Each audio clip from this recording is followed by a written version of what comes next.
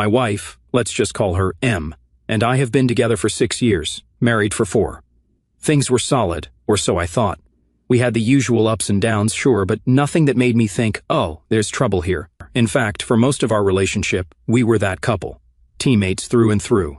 We laughed at dumb inside jokes, debated over which movie to watch for hours, and had this rhythm that just worked. She'd plan elaborate date nights, and I'd surprise her with her favorite takeout after a long day. It felt effortless, like we'd figured out this whole love thing. That's why what happened next hit me like a ton of bricks. Then, about 6 months ago, things started to shift. At first, it was little things, stuff you'd probably miss if you weren't paying attention. She started taking her phone everywhere, like even if she was just going to the kitchen or folding laundry. I mean, before this, her phone would just sit on the coffee table for hours, and she didn't care who picked it up. I made a joke one day saying, "What, are you running some secret spy ring now?" She laughed it off and said, "No, work's been emailing me a lot." Okay, fine. But then, a couple of days later, she set up a password. That one caught me off guard because she'd never used one before. I casually asked her why, and she said something vague about security and hackers. I didn't push it because I didn't want to sound paranoid, but something about it just felt off. It didn't stop there. She started stepping out of the room to take calls, something she never used to do. It wasn't subtle either. Her phone would ring, and she'd be like, "Oh, let me just grab this real quick," and disappear into the bedroom or out onto the porch. If I asked who it was, she'd just say, "Just a friend from work." Then there was this habit she picked up of keeping her phone face down on the table. I didn't even realize it was a thing until one day I reached over to hand her something and she quickly moved her phone out of the way. It was one of those blink and you'll miss it moments, but it stuck with me. It wasn't just the phone stuff, though. She started feeling distant. Conversations that used to flow naturally now felt like I was pulling teeth. If I brought up future plans, like where should we go for our anniversary or do you think we should start saving for a new car, she'd just nod and say, "Yeah, we'll see," before changing the subject. The day it all really clicked for me was this one random Wednesday. She told me she was meeting a friend for coffee after work. It didn't sound weird, she does that sometimes. I happened to be running errands in the same area, and I thought, hey, why not surprise her? It'll be cute. When I got there, though, she wasn't with her friend. She was outside the cafe, pacing back and forth with her phone pressed to her ear. I stayed in my car because something about the way she was talking felt serious. I didn't mean to eavesdrop, but I caught snippets like it's almost ready and starting fresh soon. My stomach dropped. I couldn't figure out what she meant, but it didn't sound like work stuff or friend drama. It sounded bigger than that, like something she'd been planning. When she got home later, I asked her how her coffee date went, trying to keep my tone casual. She gave me this whole story about her friend venting about her boyfriend's latest screw-up. She went on about how she was giving her advice and being a good listener. I nodded along, pretending to believe her, but my brain was working overtime. Was I reading too much into this, overthinking? Or was there something deeper going on? I couldn't shake the feeling that something was wrong, something she wasn't telling me. Things carried on like that for a few more days. I started watching her behavior more closely, not because I wanted to catch her in something, but because I needed to make sense of what I'd seen and heard. She wasn't acting suspicious in any big, obvious way, but it was the little things that didn't sit right. And then, out of nowhere, she brought up our finances. We were having dinner one night, just a normal weekday meal. We were sitting there chatting about random stuff, her work, a new show she wanted to watch, when she said, "You know, we should really organize all our financial stuff," flashing her most innocent smile. It was such a left-field comment that I just stared at her for a second. "What do you mean?" I asked. She shrugged. "I just think we should have everything in one place, you know, like all our account info, passwords, documents, that kind of thing, just in case of emergencies." I didn't know what to say. This wasn't something we'd ever talked about before, and the timing felt weird considering everything else I'd noticed. "What kind of emergencies?" I asked, trying to keep my tone casual. She shrugged again. "It's just smart, isn't it? What if something happens to one of us, or what if we need to make a big financial decision quickly?" Her explanation made sense on the surface, but something about the way she said it put me on edge. It was too rehearsed, too neat, like she'd been waiting for the right moment to bring it up. I nodded and mumbled something like, "Yeah, I guess that's a good idea," but inside, alarm bells were going off. Why now? Why suddenly care about organizing our finances when we'd always kept things separate and loose? That night, my mind kept replaying her comment over and over, trying to piece together what it could mean. Was this just normal adult stuff, and I was reading too much into it? But then I thought about the phone calls, the conversation I'd overheard at the cafe, and how distant she'd been lately. It all started to add up, and I didn't like the picture it was painting. Until then, I didn't do anything about it. A couple of days later, she brought it up again. We were in the kitchen, I was making a sandwich, and she was scrolling on her phone when she suddenly said, "Have you thought more about organizing the bank stuff? Like, do you know where all the account details are?" I put down the knife and turned to face her. "Okay, what's going on?" I asked, trying to keep my tone light but firm. "You've been bringing up the finances a lot lately. Is there something we need to talk about?" She finally looked up from her phone, surprised, like she didn't expect me to press her on it. "No, nothing's wrong," she said quickly, giving me a small laugh. "I just think it's important, that's all. You know, for emergencies." "Emergencies like what?" She shrugged, her face unreadable. "I don't know, just life stuff. It's not a big deal, I promise. I just think it's something we should get on top of." Her answer felt vague, too vague. I nodded and let it go, but the way she avoided giving a straight answer only made me more suspicious. It didn't feel like a casual suggestion anymore. It felt like she was hiding something, and I had no idea what it was. So, the next day, while she was out at work, I decided to take a closer look at our financial situation. I opened our joint account online and noticed something strange. A few small transfers had been made over the past month. Nothing huge, just little amounts that didn't seem to have a clear purpose. They weren't labeled for bills or groceries or anything like that. I didn't want to jump to conclusions, but it looked like she'd been moving money out of the account for something, but I couldn't figure it out. I thought about confronting her, but something told me to wait. If I was wrong, I'd look like an idiot. And if I was right, well, I needed to be careful, and it was eating up on me. So I reached out to someone I trusted, an old college buddy who happens to be a lawyer. I told him what I'd noticed, trying not to sound like a conspiracy theorist. "Look," he said after I explained everything, "I'm not saying something's definitely going on, but you're not crazy for wanting to be prepared. If you're worried about protecting your assets, now's the time to do it. Better safe than sorry." He gave me a rundown of what I could do, simple steps to make sure my finances were secure if something was going on. I'll admit, the idea of taking action like that felt extreme. It felt like I was planning for something terrible when I wasn't even sure anything was wrong. But the more I thought about it, the more it made sense. If she was actually up to something, and I was starting to believe she was, I needed to protect myself. It wasn't an easy decision to make, though. This wasn't just about money or assets. It was about the life we'd built together. I kept replaying memories in my head. Our wedding day, the times we stayed up late talking about our dreams, the random little jokes we shared. How did we get here? Was this really what our marriage had come to? The thought of taking these steps felt like admitting defeat, like I was officially giving up on the trust we once had. That evening, while she was out, I sat down at my desk and pulled out my laptop. My hands were shaking as I opened the browser and started going through everything. Bank accounts, investment accounts, the house deed. Each document I reviewed felt like a betrayal, but the nagging voice in my head kept reminding me that this was about survival, not sabotage. I wasn't trying to hurt her. I just couldn't shake the feeling that if I didn't act now, I'd regret it later. I made a list of everything I could transfer and how to do it without raising suspicion. As I typed, I felt this crushing weight settle on my chest. I'd trusted her completely for years, and now here I was, playing defense against the person I thought would always have my back. Then I called my mom. I didn't tell her everything, just enough to explain why I needed her help. "I need you to hold on to some things for me for a while. It's nothing bad, just something I need to do to protect myself, just in case." She was quiet for a moment, probably trying to figure out what I wasn't saying. "Are you okay?" Her voice full of concern. "Yeah," I lied. "It's just a precaution, nothing to worry about." She didn't press me, but I could hear the hesitation in her voice when she said, "Of course, sweetheart, whatever you need." Hanging up the phone, I felt a strange mix of relief and shame. I hated involving her in this mess, but at the same time, knowing she had my back gave me some sense of stability in a situation that felt like quicksand. By the time Em got home, I'd already started the process. I transferred most of my assets, our savings, my investments, even the house, into my mom's name.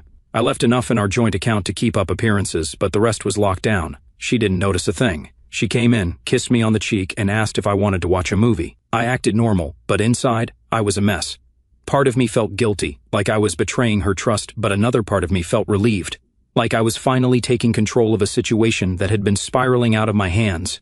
Over the next few days, I kept things as normal as possible. I didn't want to tip her off that anything had changed. She seemed content, even unusually cheerful at times, but instead of putting me at ease, it made me more suspicious. If she was planning something, she was doing an expert job of hiding it.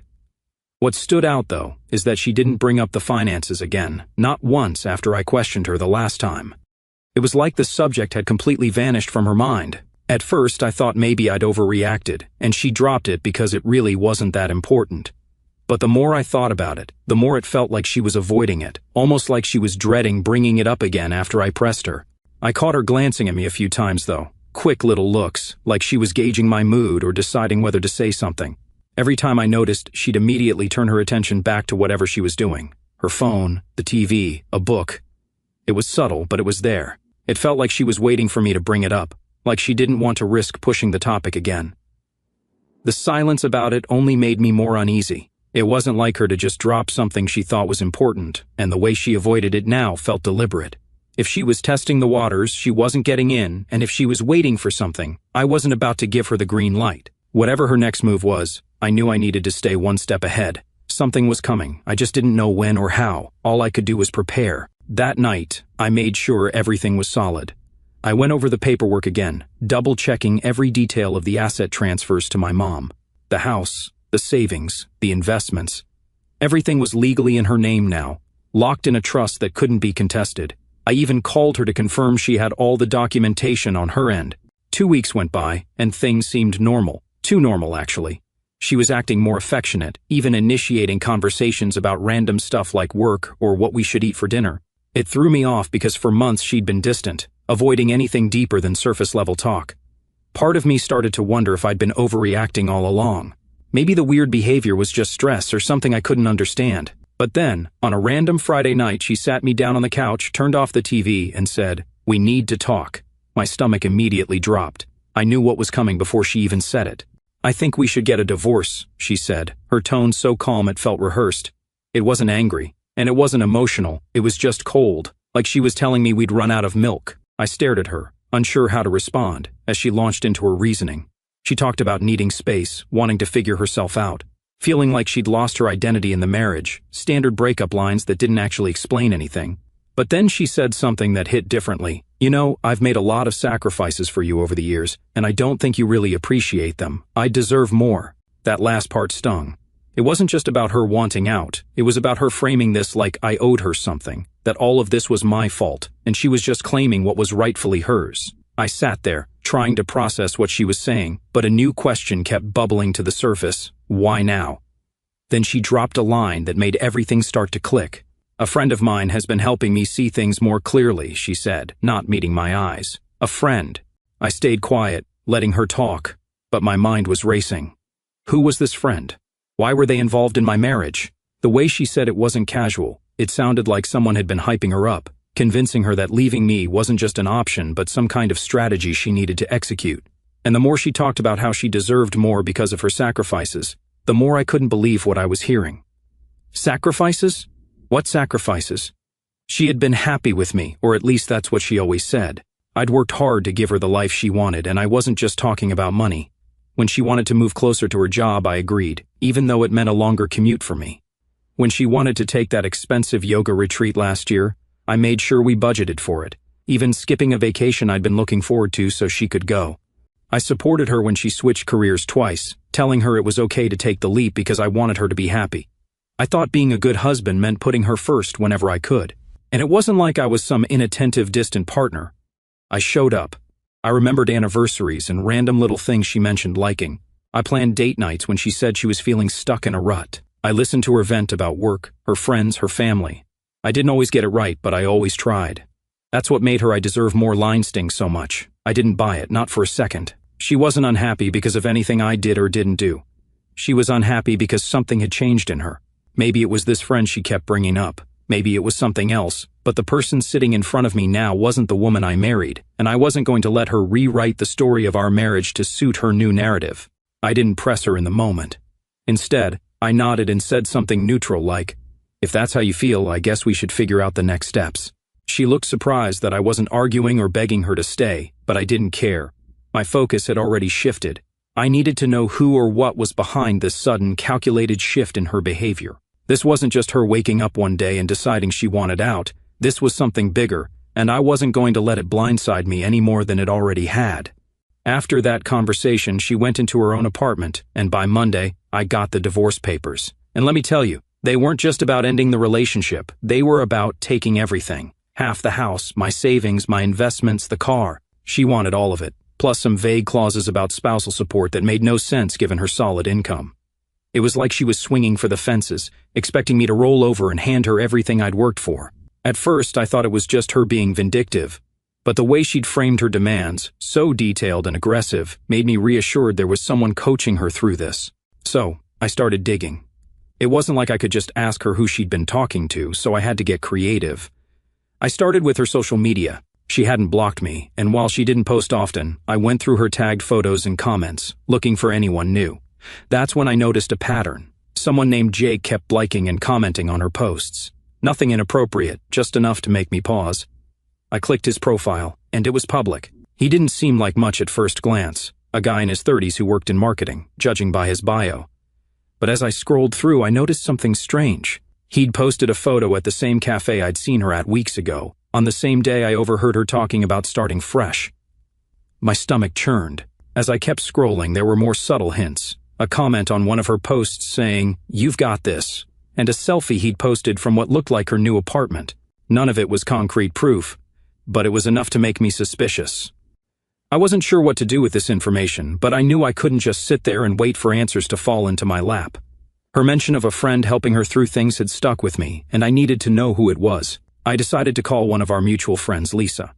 She and my wife had been close for years, so if anyone knew what was going on, it would be her. I kept the conversation casual at first, just asking if she'd talked to my wife recently or if anything seemed off. Lisa responded quickly, saying she didn't know anything about a friend or any advice. I asked a few more questions, trying to probe, but she shut down the conversation defensively, saying she really couldn't help me. The whole thing felt rushed, like she was trying to avoid getting involved. Not ready to give up, I called another friend, Emily. I went through the same routine, explaining that I was just trying to make sense of everything. At first, she seemed hesitant, dodging my questions with vague answers. When I pressed her a bit more, she ended the call abruptly, leaving me more suspicious than ever. I sat there, frustrated, trying to figure out what my next move should be. Then, to my surprise, Emily called me back. She told me she needed to make sure whatever she said wouldn't get back to her. I promised it wouldn't, and after a long pause, she finally told me what she knew. Apparently, my wife had been spending a lot of time with someone named Jake, someone she'd met through work. Emily said she didn't know much else, but from what she'd heard, Jake was deeply involved in the advice my wife was getting about the divorce. Hearing that name felt like a piece of the puzzle clicking into place. Now it was clear. This wasn't just about her needing space or finding herself. Someone else was in the picture, steering her decisions, and I was determined to find out why. I decided to confront it in my own way. That weekend, I drove to her apartment building and parked a block away, hoping to confirm what I already knew. Sure enough, a couple of hours later, she walked out of the building with Jake. They didn't hold hands or anything, but the way they walked together, close, leaning in to talk, was enough. They got into his car and drove off, leaving me sitting there, staring at the space where they'd been. I didn't follow them, I didn't need to. At that moment, it was clear she hadn't just fallen out of love with me. She'd been planning her exit with someone else. And now it all made sense. The sudden distance, the financial questions, the aggressive demands and the divorce papers. She wasn't just leaving me, she was leaving me with nothing, and she had someone backing her every step of the way. I went home that night, my mind spinning with everything I'd learned. The betrayal stung, but what hurt more was how calculated it all was. She was using the divorce as a stepping stone for whatever life she was building with Jake, but she had no idea what I'd prepared for her. The first mediation session was tense. From the moment we walked in, her lawyer showed up with a folder so thick it looked like they were filing a lawsuit against a Fortune 500 company. He started going through her demands like they were completely reasonable. Half the house, the savings, my investments, the car, even some additional nonsense about spousal support. I stayed quiet, pretending to listen, but I was waiting for my lawyer to make his move. When it was finally our turn, he calmly slid a stack of documents across the table and said, "Before we proceed, I think it's important for everyone to review these." Her lawyer picked up the papers, skimming through them. His confident demeanor shifted quickly as he flipped the pages, his brows furrowing deeper with each one. "What is this?" he asked, looking up. "These documents show the transfer of all major assets into a trust under my client's mother's name," my lawyer explained, his voice steady. "The transfers were completed several weeks before the divorce filing, and the trust is fully legal and irrevocable." The room went completely silent. Her lawyer turned to her, his confusion now mixed with frustration. "You didn't mention this," he said flatly. She snatched the papers from his hands and flipped through them, her face turning red. "This can't be real," she muttered, staring at the notarized signatures and dates. Then she turned to me, her expression shifting from disbelief to fury. "You planned this," she hissed, glaring at me like I'd committed some unforgivable crime. "You knew I was going to file, and you set this up to screw me over." I didn't respond. I just sat there, letting her connect the dots on her own. Her lawyer, now visibly annoyed, asked my lawyer to explain further. So he did, calmly, methodically, and with every piece of proof needed to make the transfers ironclad. The dates lined up perfectly, showing I'd moved everything well before she filed. The signatures were properly notarized, and the trust was airtight. There was nothing they could do to contest it. She was livid. "You're unbelievable," she snapped, leaning forward in her chair. "I can't believe you'd do something like this to me." I still didn't say a word. What was there to say? This wasn't about me doing something to her. This was about protecting myself because she'd made it clear she wasn't leaving quietly. The meeting ended with her lawyer muttering something about needing to reassess their approach. But it was obvious to everyone in the room that they had no moves left to make. When we walked out of the building, she pulled me aside in the hallway, her face a mix of anger and desperation. "This isn't over," she said, her voice low. "You're going to regret this." I just looked at her and said, "I already regret trusting you. That's the only regret I have." After that mediation session, things spiraled faster than I expected. She went into full meltdown mode almost immediately. It started with the calls, endless calls. At first she sounded calm, even apologetic, leaving voicemails that started with, "I think we just need to talk," or "I know this got messy, but we can fix it." When I didn't respond, the tone shifted. By the second day, her messages were bouncing between sobbing and screaming. One voicemail would be her crying about how she made a mistake and didn't want to lose everything we built together. The next would be an angry tirade, accusing me of being stingy and vindictive, blaming me for everything going wrong in her life. I ignored it all. My lawyer had advised me not to engage, and honestly, I didn't want to. I was done playing her games. But she wasn't.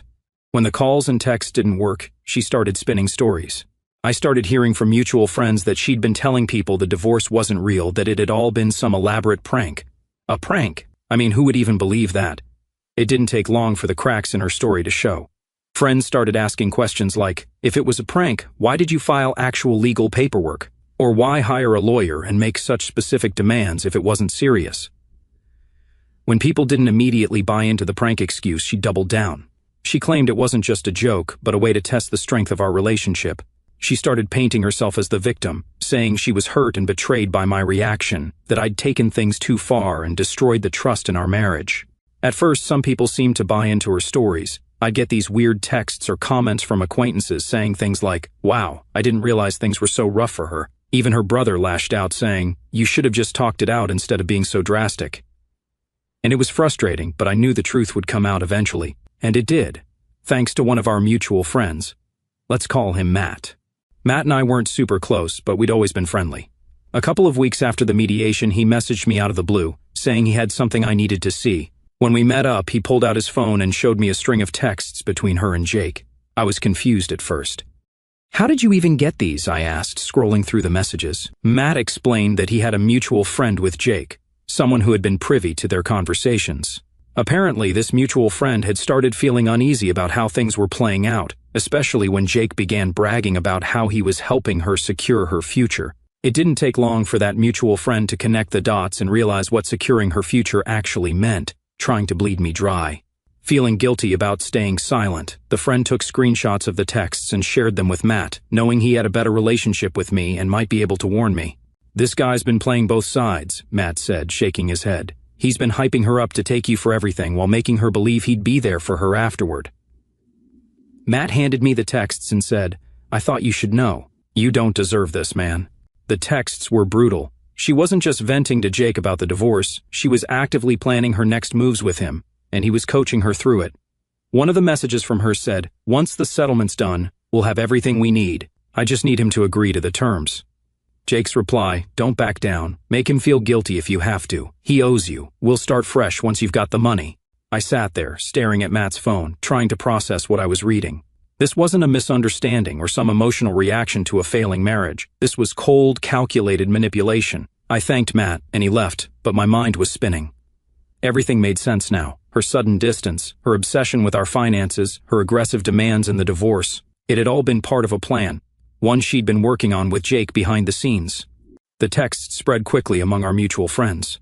Matt shared them with a few people, and from there, they made the rounds. Suddenly, her narrative wasn't holding up anymore. People who'd been neutral or even supportive of her started pulling away, and the shift was almost instant. The people who had been defending her or staying on the fence now saw her for who she really was. Even her closest allies started distancing themselves. By the time the divorce was finalized, she had nothing but her personal belongings. Her lawyer quietly dropped her case after realizing there wasn't a legal leg to stand on. All those bold demands had crumbled under the weight of the paperwork I'd prepared, and the trust I'd set up with my mom was untouchable. As for Jake, he seemed to vanish the moment things started unraveling. I wouldn't be surprised if he'd been using her just as much as she'd been using me. From what I could piece together, he'd been feeding her delusions of independence and a fresh start, but the second it became clear she wasn't walking away with anything, he was gone. Without Jake in her corner, her confidence took a nosedive. The calls and texts kept coming, but now they were more desperate. She wasn't accusing me anymore, she was begging. "Can we just talk, please?" "I'll do anything to fix this," one voicemail said. Another, "You don't have to forgive me, but can't we just settle this and move on? I'll drop everything if you just talk to me." I didn't respond. I couldn't. The damage was done, and there was no coming back from it. Even her family started to pull away.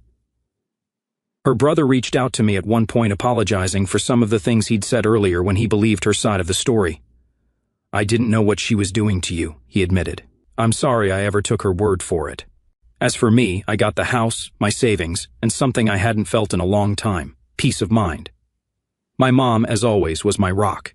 She came over with buckets of paint and a list of ideas to help me reclaim the space as my own. Now life feels like it's finally mine again. No more second-guessing every little interaction, no more feeling betrayed, just peace. She's a chapter in my past, one I don't reread anymore. And as far as I'm concerned, the rest of the story is entirely mine to write.